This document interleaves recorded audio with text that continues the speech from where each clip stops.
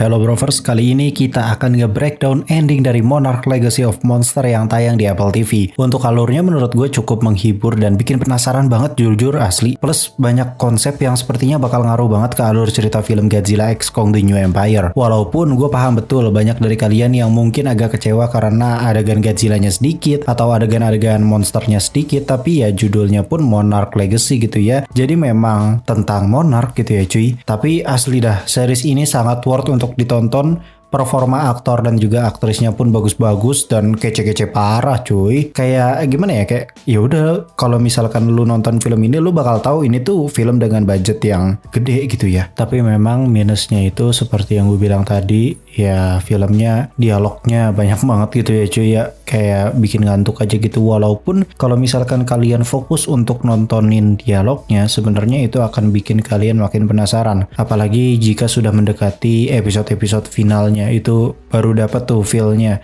Tapi sebelum-sebelum itu jujur ceritanya agak pelan-pelan banget. Mungkin karena sengaja gitu ya, Monarch Legacy ini diciptakan untuk para fans yang memang protes ini scene manusianya sedikit nih. Jarang banget ada point of view manusia lagi gitu lah. Setelah Godzilla 2014 dan juga setelah Kong Skull Island itu point of view manusianya tuh sedikit gitu ya. Nah ini akhirnya dijawab pakai karya cuy anjing. Dijawab pakai Monarch Legacy ini. Jadi buat kalian yang pengen nonton dari point of view manusia ya lu nontonnya Monarch Legacy ini cocok banget. Tanpa berlama-lama lagi langsung aja kita gaskeun ya bro. Welcome back to Clip on X Breakdown.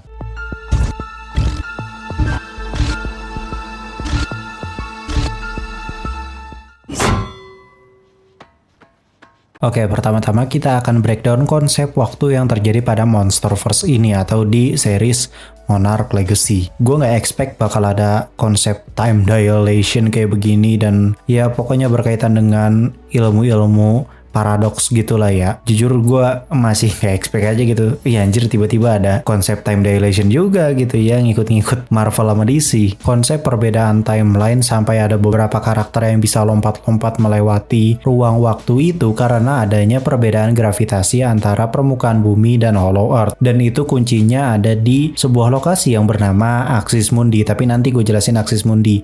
Gue jelasin dulu konsep Hollow Earth-nya dulu buat kalian yang mungkin belum ngerti sama konsep Hollow Earth yang ada di Monsterverse. Jadi sebenarnya konsep Hollow Earth yang ada di Monsterverse itu bukan sebuah planet yang ada di dalam bumi atau kayak ada buletan lagi gitu ya di dalam bumi dan lu tinggal di situ, enggak, tapi lu berada di dua sisi gitu ya. Permukaan itu diisi sama lautan, rumah-rumah warga kayak gitulah ya. Di bawah tanah, di baliknya itu, di sekeliling tanahnya itu ada kehidupan yang diisi oleh para Titan dan punya gravitasinya yang berbeda pula gitu ya cuy ya. Jadi bisa dibilang konsep Hollow Earth-nya ini benar-benar ngikutin banget dengan apa yang diteorikan oleh para orang-orang yang suka konspirasi gitu ya. Nah, konsep Hollow Earth-nya mirip-mirip kayak gitu cuy. Dunia bawah tanah yang sebenarnya ya dia tinggal di bumi juga dan berada di sisi lain aja gitu. Nah, kita masuk ke konsep waktunya dulu. Contoh aja di sini, karena adanya perbedaan gravitasi, sosok Keiko atau istrinya Bill Randa bisa ketemu dengan Kate yang merupakan cucunya si Keiko sendiri. Simpelnya perbedaannya tuh bisa sampai jomplang banget dan belum ada alat atau sistem yang bisa menentukan kalau lu keluar dari Axis Mundi ini berada di timeline mana gitu ya. Misal gue masuk ke Hollow Earth tahun 1950 gitu. Terus gue camping lah di Hollow Earth ini. Dan campingnya ini ternyata berada di lokasi yang namanya itu adalah Axis Mundi atau Axis Mundi. Campingnya ini sekitaran misalkan 50 hari gitu. Namun begitu gue keluar, ternyata sudah lebih dari 50 tahun gitu gue menghilang. Nah, kejadiannya seperti itu cuy. Dengan kata lain, perbedaan gravitasi inilah yang membuat distorsi ruang waktunya tuh jadi random. Nah, si Keiko ini terjebak selama lebih dari 57 hari. Jadi yang dia rasain tuh cuma 57 hari berada di situ. Namun begitu diberitahu oleh Lee kalau dia itu dulu pernah berusaha menyelamatkan Keiko dengan masuk ke Hollow Earth tahun 1962, akan tetapi gagal. Dan akhirnya begitu si Lee Xiao ini keluar Hollow Earth lagi, ternyata terdapat distorsi ruang waktu yang sangat signifikan. Karena di sini Lee baru menyadari gitu ya, begitu dia keluar dari Hollow Earth dia sadar gitu ya, anjir gue udah keluar selama 33 tahun lamanya cuy. Maka dapat disimpulkan kalau kita berada di dunia para monster yang ada Axis Mundinya ini, satu hari itu kurang lebih sama dengan 1 tahun dikarenakan Keiko berada di Hollow Earth selama 57 hari dari tahun 1959. Sedangkan pada timeline episode finale ini, dunia permukaan sudah tahun 2015. Jadi total sudah lebih dari 56 tahun dia menghilang dan baru menyadari pula kalau suaminya sudah modar diseruput manja sama Skullcrawler. Nah, untuk penjelasan Axis Mundinya sendiri sebenarnya simpel. Axis Mundi itu bukan berarti berada di Hollow Earth banget, tapi bukan berada di permukaan banget gitu. Jadi dia berada di tengah-tengah atau jadi persimpangannya gitu. Maka dari itu Axis Mundi terdapat distorsi ruang waktu. Sedangkan sementara jika kita lihat di film Godzilla vs Kong, Godzilla itu kan nge-atomic breed bumi sampai tembus sampai bawah gitu ya, sampai ke lokasinya Kong gitu kan ya, dan Kong lihat gitu ya dari bolongan gitu ya, dan di situ tidak terjadi distorsi ruang waktu dikarenakan ya Kong itu tidak berada di Axis Mundi.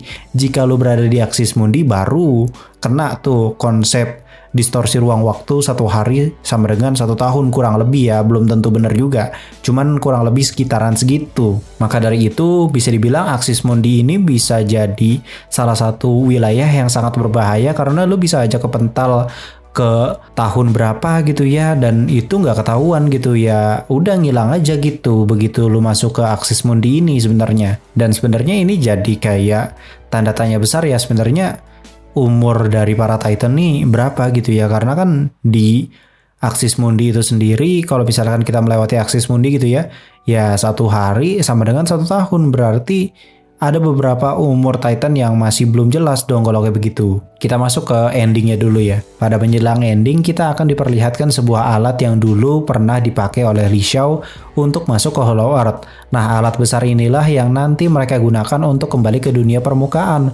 Walaupun sebenarnya resikonya tuh tinggi karena mereka harus memanfaatkan momen dengan memanggil seekor Titan untuk kembali ke permukaan. Jadi bisa dibilang di wilayah Axis Mundi ini tuh ada Titan juga, makanya tetap dunia para monster gitu ya. Axis Mundi ini bukan dunia permukaan sebenarnya. Nah, masalahnya ini jadi makin riweh karena ternyata yang datang itu Titan Akamsi bernama Ion Dragon. Lee pun berusaha untuk menyambung kabel agar memudahkan mereka pergi ke permukaan. Akan tetapi tiba-tiba biang dari segala biangnya datang cuy dan menghajar Ion Dragon dengan sangat mudah sekali pakai atomic breed.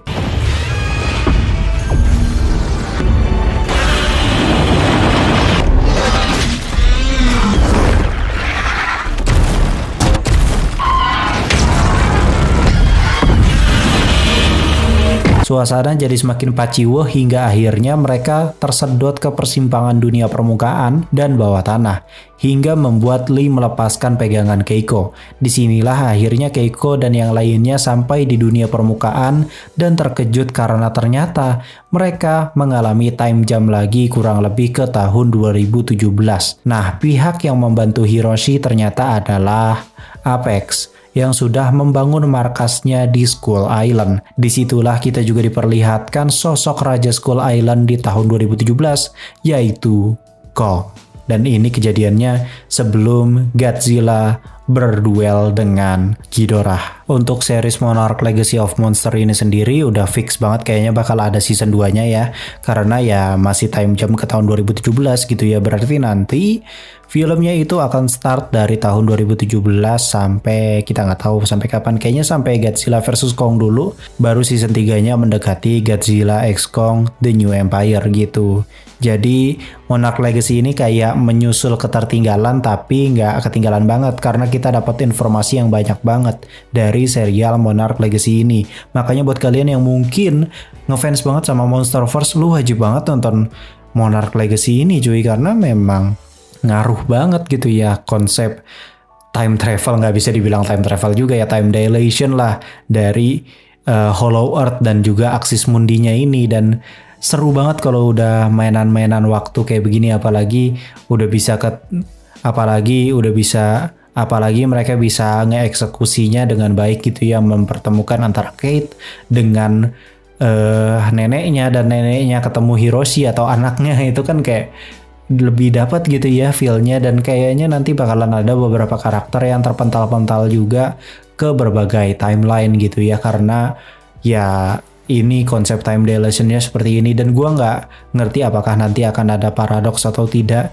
Cuman sepertinya kayaknya ada ya, mungkin di season 2 ataupun season 3, karena season 1 ini masih perkenalan saja kalau ya bakalan ada time dilation, ada lompat-lompat timeline dan lain sebagainya. Ini kayaknya bakalan rumit banget sampai season kedua, ketiga, dan seterusnya. Dan bisa saja ini menjadi salah satu petunjuk juga karena ada time dilation ini. Dan bisa saja ini menjadi petunjuk besar juga tentang asal-usul dari suku Iwi itu sendiri. Karena kan kayaknya agak gimana gitu kalau suku Iwi ternyata memang lahir di Hollow Earth. Kayaknya nggak mungkin ya. Mungkin aja ya mereka ini adalah manusia-manusia dari zaman dulu gitu ya. Dari zaman yang orangnya tuh masih primitif banget, atau masih ini banget lah. Masih sangat-sangat tradisional sekali, dan mereka tidak sengaja masuk dan melewati Axis Mundi. Makanya kayaknya akan terjadi time dilation-nya tuh di situ. Mereka udah 100 tahun atau mereka sudah menghilang selama 200 sampai 300 tahun, tapi yang mereka rasakan ya mereka baru berada di situ selama 300 hari gitu misalkan. Bisa jadi seperti itu cuy. Jadi konsep time dilation ini bakalan bisa diakses ke berbagai macam cerita lagi ya. Ini ekspansi besar-besaran sekali ini cuy. Dan bisa saja kaiju-kaiju dari masa lalu gitu ya masuk ke masa depan bisa. Kira-kira segitu dulu penjelasan ending dari Monarch Legacy of Monsters. Untuk recap alur ceritanya kayaknya nyusul ya, bakalan lama gue bikinnya, dan gue nggak tahu apakah bakalan kekejar atau tidak. Tapi intinya ya endingnya dulu dan konsepnya dulu aja yang gue jelasin, biar kalian jadi semakin mengerti dan punya rasa keinginan gitu ya untuk nonton serialnya. Walaupun memang gue peringatin sekali lagi, seriesnya agak ngantuk karena dialognya banyak banget, tapi percayalah itu akan terbayarkan di ending karena keren. Terima kasih yang sudah subscribe. Gue Clip on X pamit undur diri, and I'll come see you next time.